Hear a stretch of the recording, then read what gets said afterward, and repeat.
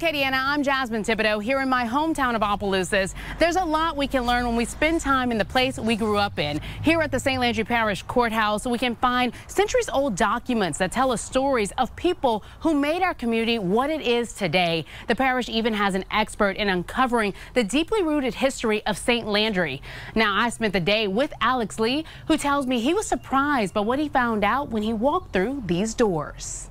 I didn't know it was my great-grandfather. I thought he was just a white man. Alex Lee is the St. Landry Parish archivist, but a Beaumont native. He tells me his passion for genealogy started about 16 years ago during his first trip to St. Landry Parish. He was visiting family in Eunice when a picture at his great-aunt's home left him stunned. I learned that that man, who I thought was a white man hanging on the wall, his name was Alex LaFleur Sr. His great-grandfather, who he now shares the same name with.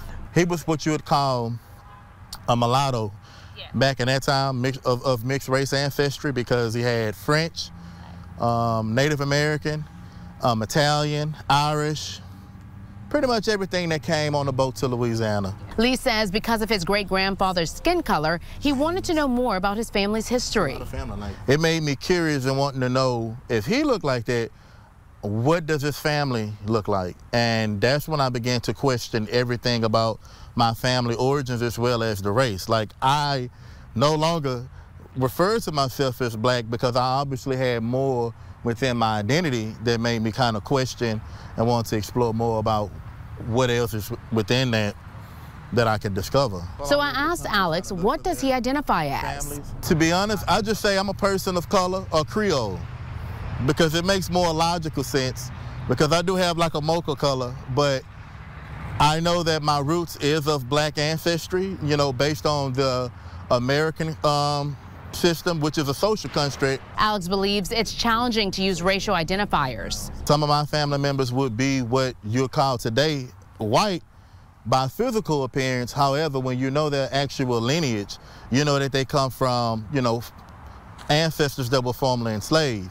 So that's why it's a bit challenging to even use racial identifiers to that aspect, because when you look at some of these family members, you wouldn't know what they were until they told you. So how did Alex find out more about his family's lineage? He walked with me to the St. Landry Parish Courthouse, where he headed to the clerk of court's office on the second floor. That's where you can find thousands of original documents dating back to before Louisiana became a state in 1812. There's even cell records of enslaved human beings as young as babies. When I'm able to trace some of those family members that left St. Landry Parish, the significant things that they contributed to the societies around them, like some even being some of the pioneer families of Los Angeles, Matamoros, Mexico, San Antonio.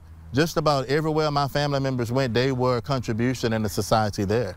If you're interested in looking into your family's history, but you aren't sure where to start, make sure to catch part 2. I'll also be speaking to one man who traveled quite a distance here to Opelousas to learn more about his lineage.